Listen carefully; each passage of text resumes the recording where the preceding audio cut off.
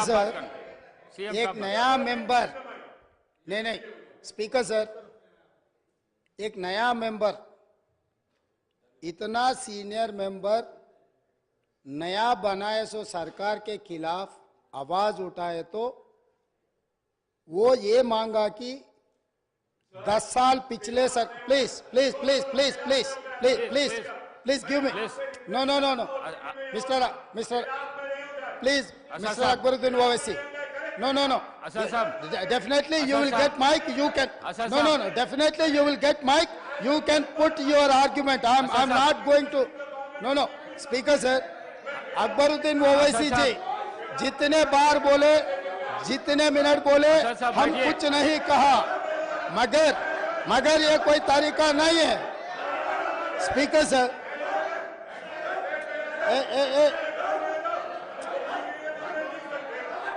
असद साहब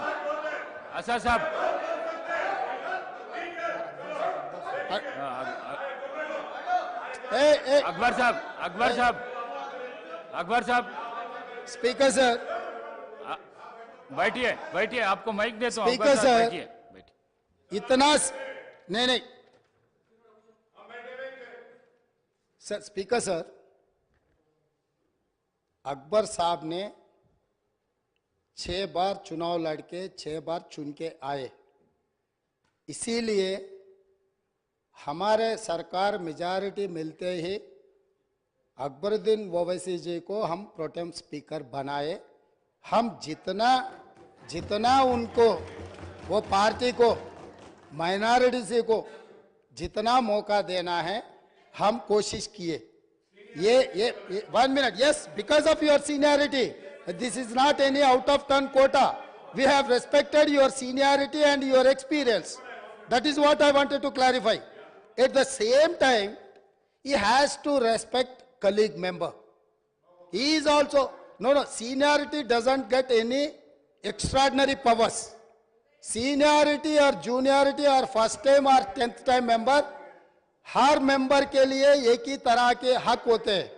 आपके अध्यक्ष में जितने भी 119 मेंबर्स है, हर मेंबर के लिए एक ही तरीका का यहाँ पर मौका मिलना चाहिए, एक्सप्रेस करने के लिए मौका देना चाहिए। अगर कोई नया मेंबर कुछ मुद्दा उठाए तो सीनियर मेंबर सब्र करके उनको जवाब दिए तो ठीक रहेंगे, तब वो कुछ सीखने के भी एक मौका मिलेंगे। क्योंकि ये सभा में 57 न्यू मेंबर्स चुनाव लड़के जीत के आए। जैसा अकबरुद्दीन ओवैसी साहब को लोग चुने, डॉक्टर कवंपल्ली सत्यनारायण को भी लोग चुन के यहाँ भेजे। किसी को बेइज्जती करने से अपना इज्जत बढ़ता बोल के कोई समझे तो बहुत अफसोस की बात है। ये ऐसा चर्चा यहाँ पर हम लोग सब दोस्त है, कलीग मेंबर्स है, एक को दूसरे अगर हम इज्जत दिए तो ही लोगों के सामने अपना इज्जत बढ़ेंगे, अपना एक्सपीरियंस के लिए भी एक शोभा देंगे। और तीसरी बात speaker sir, I wanted to set right the records. जितने भी मेरे learned friend old city development के बारे में बहुत कुछ कहा, मैं अप्रिशिएट करता हूं क्योंकि उनका रिकॉर्ड उनका एक्सपीरियंस ये सभा में रखने के लिए उनको मौका मिले। आप माइक दिए, साहब ने ये मौका को अच्छा उनके डेवलपमेंट के बारे में बोले। मगर मैं एक बात बोलना चाहता हूं स्पीकर सर, ट्रांसमिशन लॉसेस जितना तरक्की किए वो सरकार में था, वो अलायंस पार्टनर है, वो सरकार से अलग नहीं है। बार बार यहीं से केसीआर साहब ने, वहां से हमारे मित्र अकबरुद्दीन ओवैसी साहब ने ये कहा टीआरएस और एमआईएम का गठबंधन है, हम लोग साथ में रहेंगे, ये सरकार को मदद हम देंगे बोल के वहीं से अकबरुद्दीन ओवैसी साहब ने कहा। तो हम लोग उनको अलग नहीं देख रहे। वो और ये 10 साल तेलंगाना में सरकार चलाया, 10 साल सरकार चलाने के बाद भी आपके ही सरकार में अब जितने भी मुद्दे उठाए और वो डेवलपमेंट नहीं हुआ। आप जो बात हमारे सामने रखे, हम जरूर ओपन माइंड से, हम ओल्ड सिटी या न्यू सिटी को अलग अलग नहीं देखते। वो शहर हमारे है, 450 साल के शहर है, वो शहर का शान बढ़ाना हमारी जिम्मेदारी है। ओल्ड सिटी में जितना भी डेवलपमेंट के लिए अकबरुद्दीन ओवैसी एमआईएम पार्टी के नेता है, ये पूरा मुस्लिम का जिम्मेदारी ले सो वाला नहीं है, ये आम जनता हिंदूज भी उनको वोट डाले। जहां पर चंद्रायन गुट्टा में पूरा मुसलमान वोटों से चुन के आए क्या? ओल्ड सिटी में जितने भी 7 एमएलए जीत कर आए, हिंदू का कोई किसी का वोट नहीं मिला एमआईएम को। यह बात कहना चाहता है, यह बात तो ठीक नहीं, अफसोस की बात है।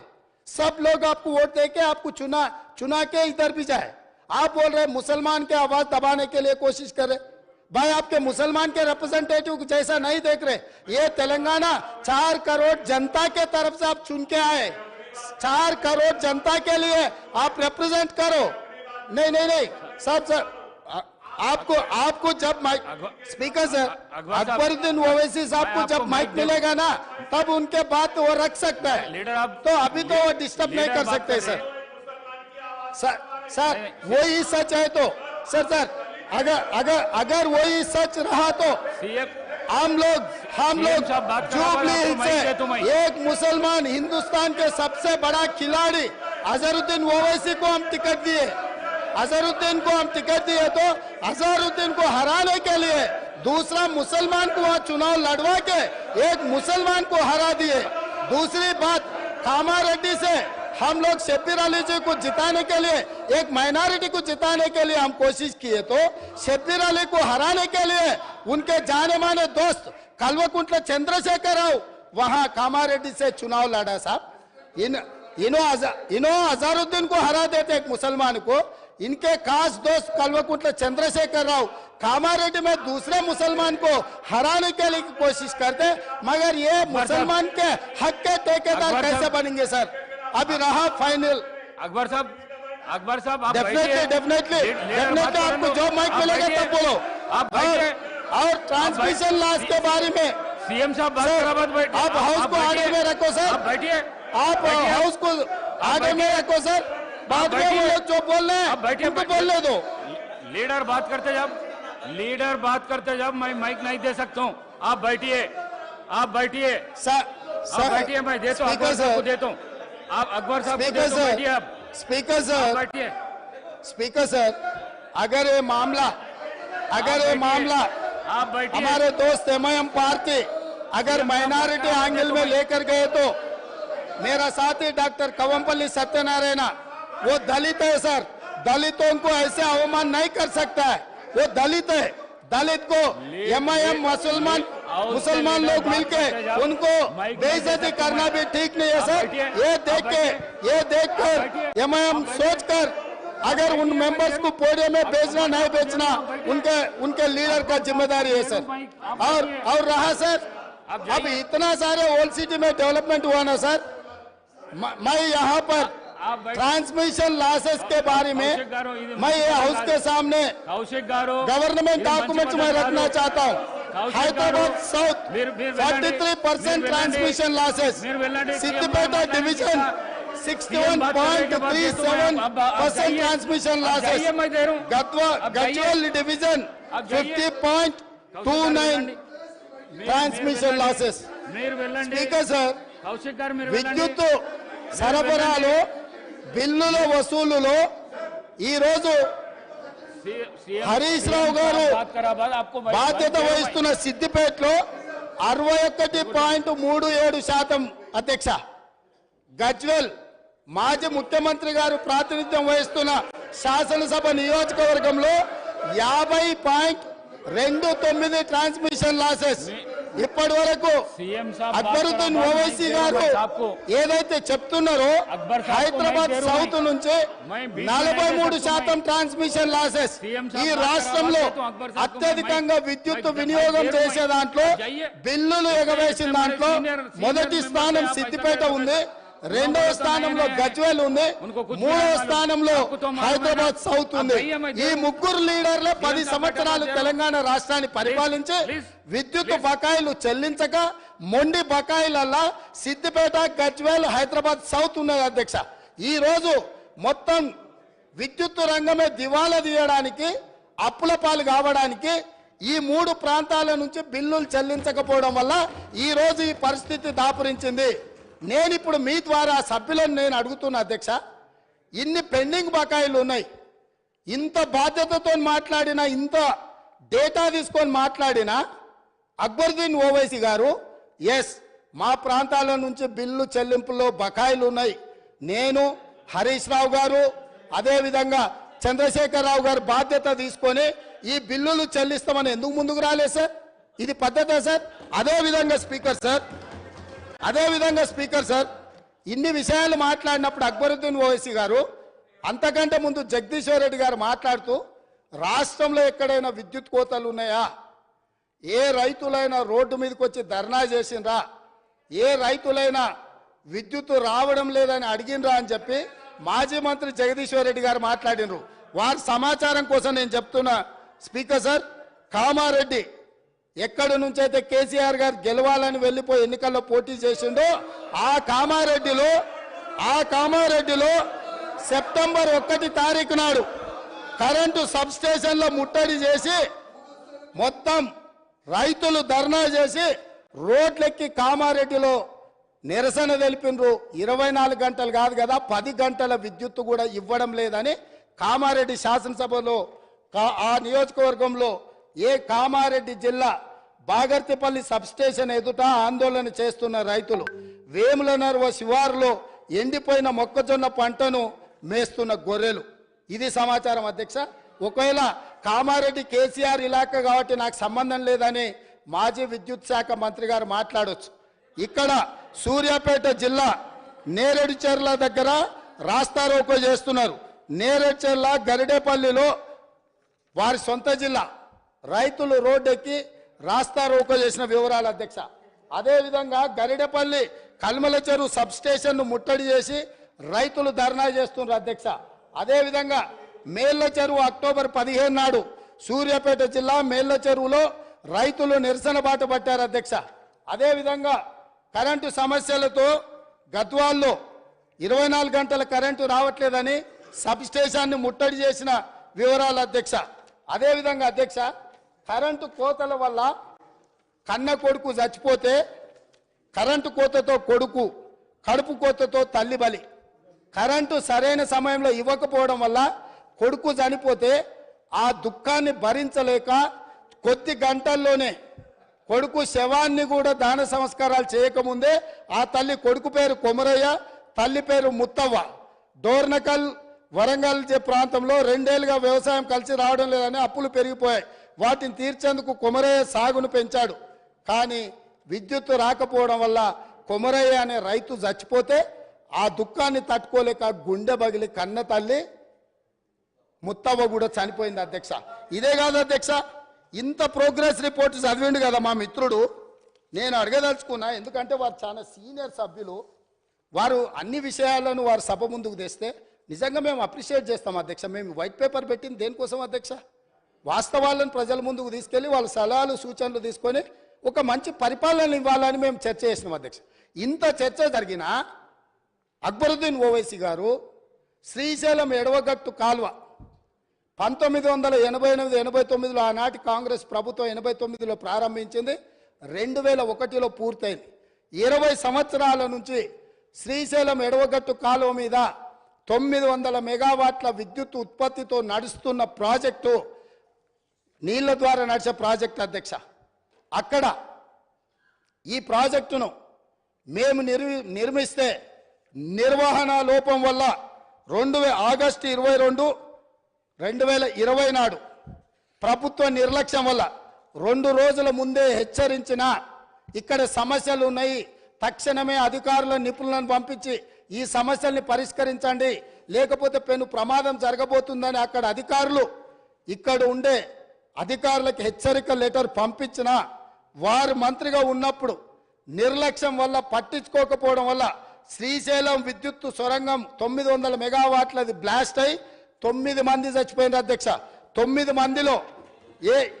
మందిలో ఏఈ ఉజ్మా ఫాతిమా హైదరాబాద్ ఓల్డ్ సిటీలో ఆ అమ్మాయికి మైనారిటీ కాంగ్రెస్ పార్టీ ఇచ్చిన రిజర్వేషన్తో ఆ అమ్మాయి ఇంజనీరింగ్ చదివి ఉద్యోగం చేసి అక్కడ చేరితే ఆ అమ్మాయి ఒక మహిళ అయి ఉండి ఆడబిడ్డ అయి ఉండి అక్కడ ఉద్యోగం చేస్తుంటే ఆ అమ్మాయి చనిపోతే ఆ కుటుంబాన్ని మేము ఇంటికెళ్ళి పరామర్శించినాము, మేము ఆదుకున్నాం ఆ కుటుంబాన్ని.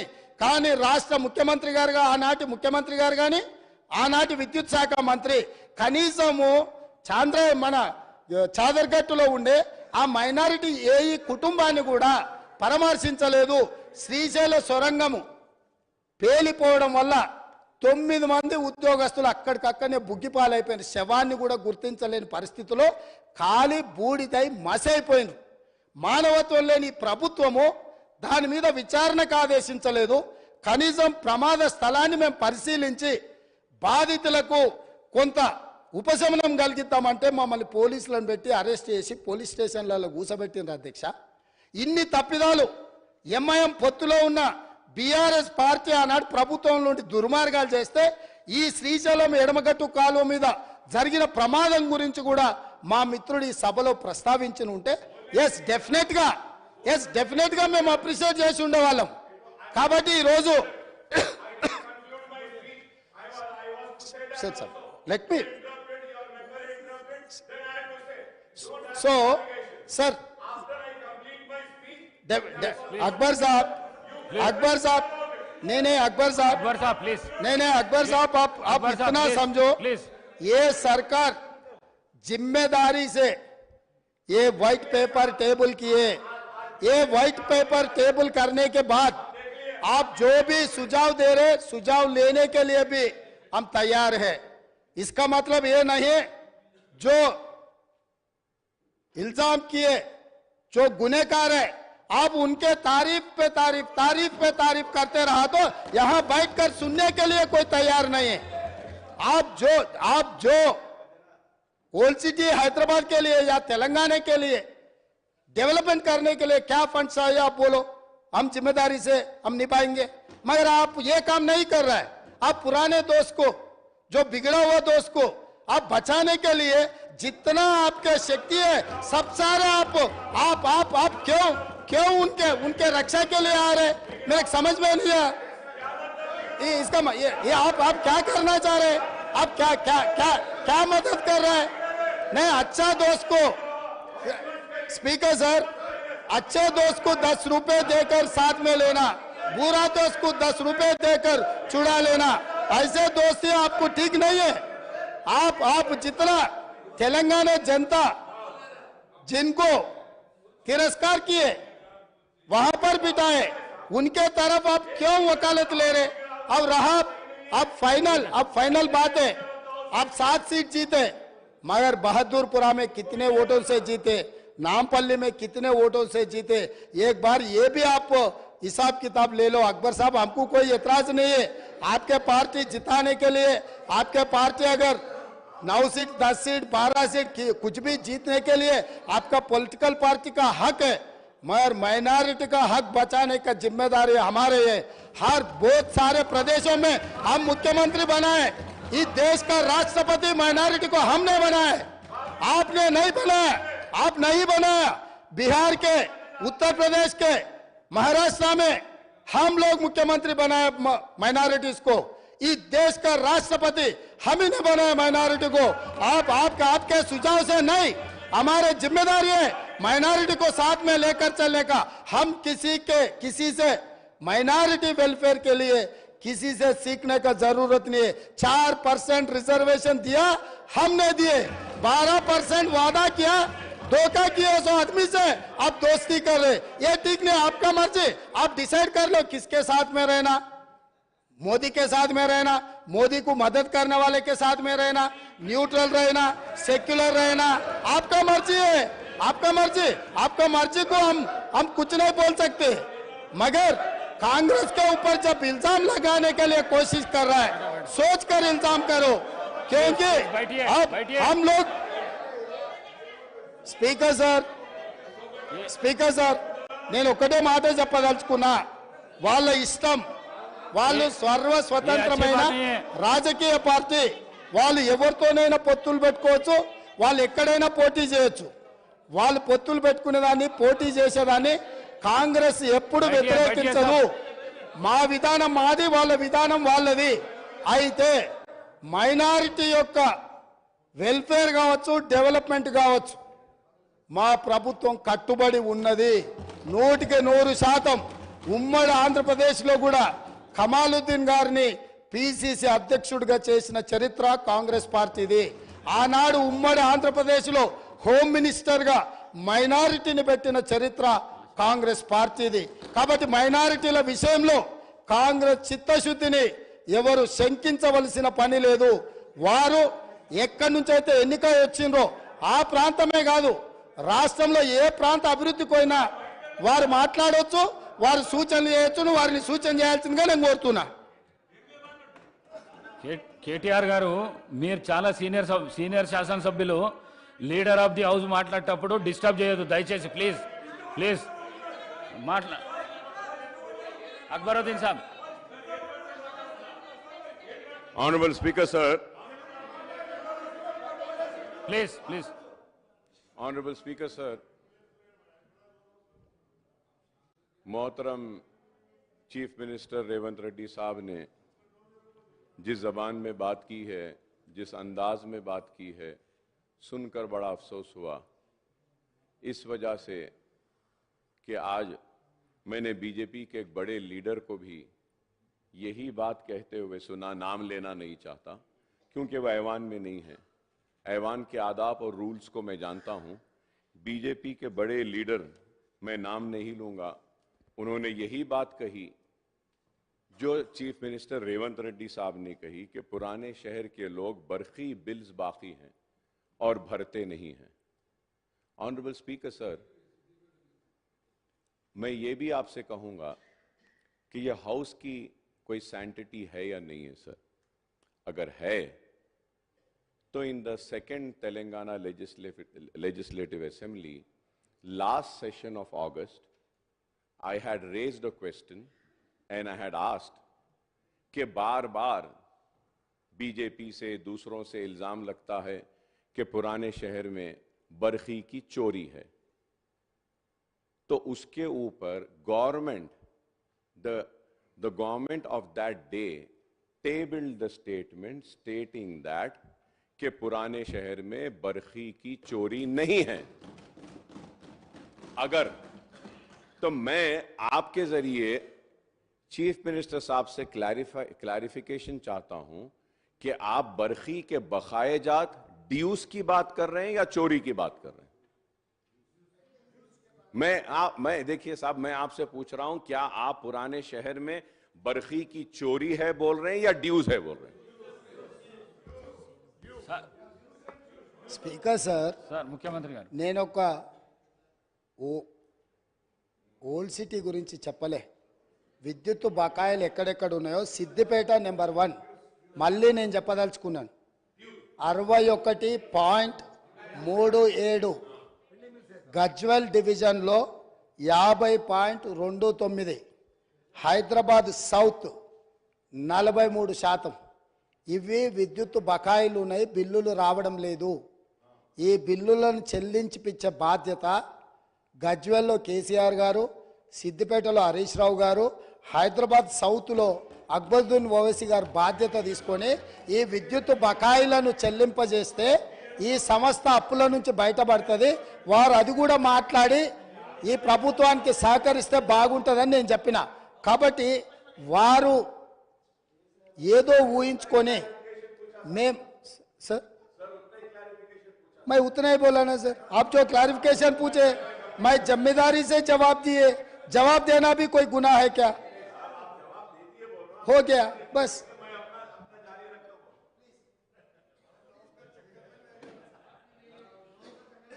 Thank you sir.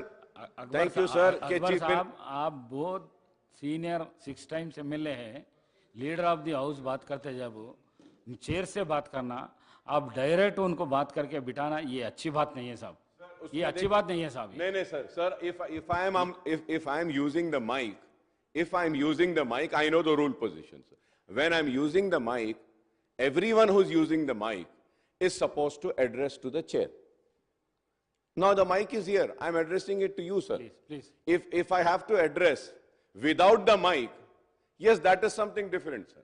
Please. Mic and without the mic is there. Sir, through you, sir. अब क्या नजर पे भी पाबंदी लगाएंगे आप?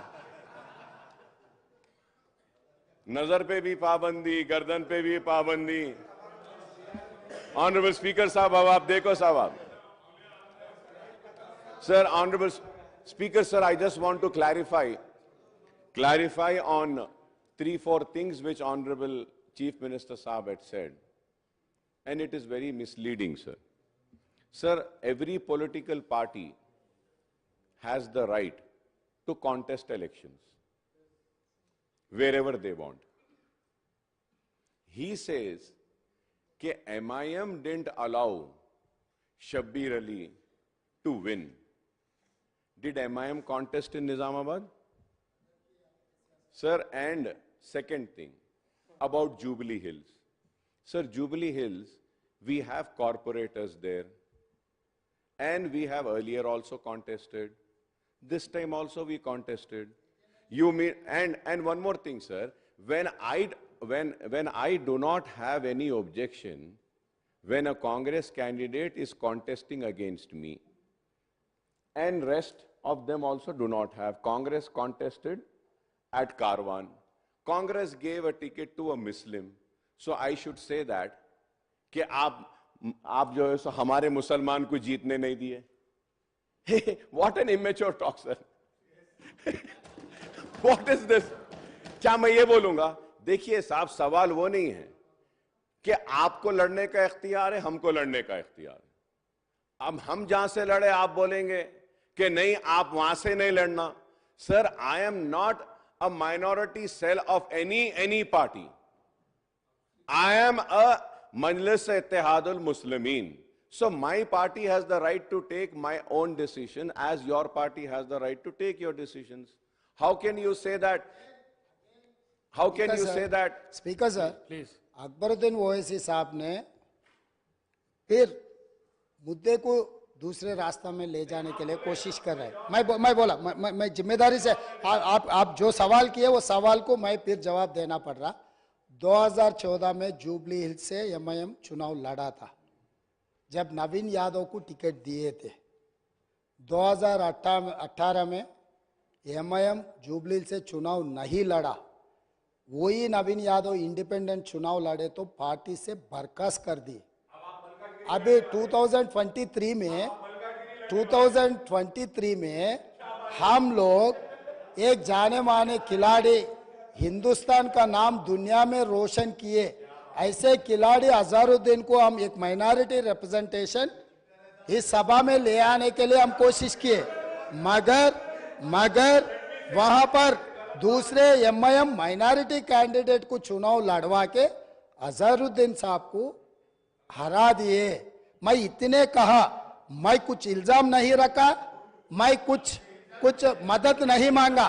जो फैक्ट्स एंड फिगर से मैं इस सभा और नेता के सामने, क्योंकि अध्यक्ष असदुद्दीन ओवैसी साहब अध्यक्ष ने फाइनल फैसला करते, तो इसीलिए मेरा दोस्त से मेरा गुजारिश है, जब हम लोग कोशिश कर रहे हैं माइनॉरिटी रिप्रेजेंटेशन इस हाउस में लाने के लिए, तब आप ये अजहरुद्दीन को हरा दिए.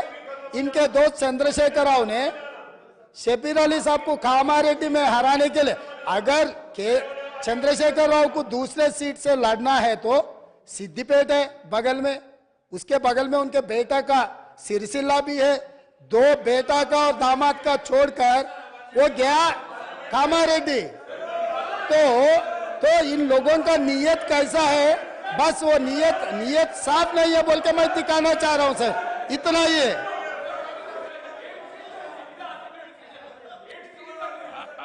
अकबर साहब.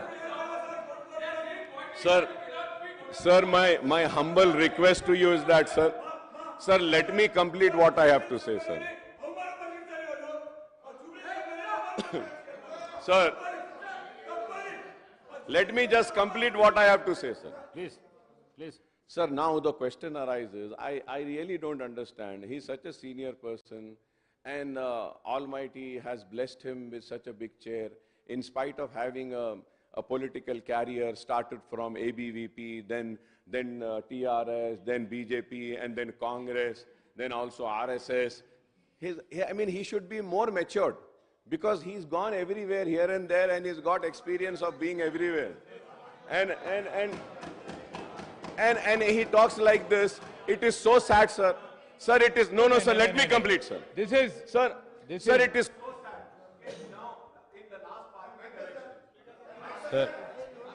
sir, I request, CM garu MIM party के बारे में अगर बोलना शुरू किए तो आगे आपको भी बहुत दिक्कत हो जाएंगे। आप लोग नादेंद्र भास्कर राव से दोस्ती किए, आप लोग एनटीआर से दोस्ती किए, आप लोग चंद्रबाबू नायडू से दोस्ती किए, आप लोग राजशेखर रेड्डी साहब से दोस्ती किए, उसके बाद आप लोग किरण कुमार रेड्डी से दोस्ती किए, दुश्मनी किए, उसके बाद केसीआर से भी दोस्ती किए। नादेंद्र भास्कर राव से लेकर जिस दिन नादेंद्र भास्कर राव तेलुगु देशम पार्टी को तोड़ने के लिए जब कोशिश किए, कौन साथ में थे सर? ये हिस्ट्री है। अगर अकबर साहब नहीं बोले तो हम बोल सकते, हम भी राजनीति में हैं।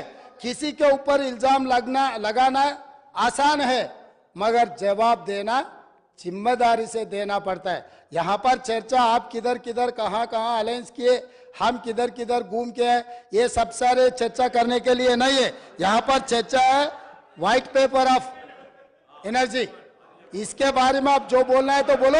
अगर एक दिन चर्चा करना है केसीआर साहब ने किधर किधर घूम के आया, कांग्रेस में कब था और नायडू पार्टी में टीडीपी में कब था, फिर कांग्रेस में कब आया, फिर कांग्रेस से अलायंस कब किए, फिर चंद्रबाबू नायडू से अलायंस कब किए, फिर बीजेपी से अलायंस कब किए, फिर खुद का पार्टी कब बनाया, ये सब सारे एक दिन पूरा आप अगर मौका दिए तो कौन कौन कहां घूम के आए, सबके बारे में चर्चा करने के लिए हम तैयार है। अगर आप कभी मौका दिए तो उसी के ऊपर एक दिन पूरा दिन हम चर्चा करेंगे। Speaker sir.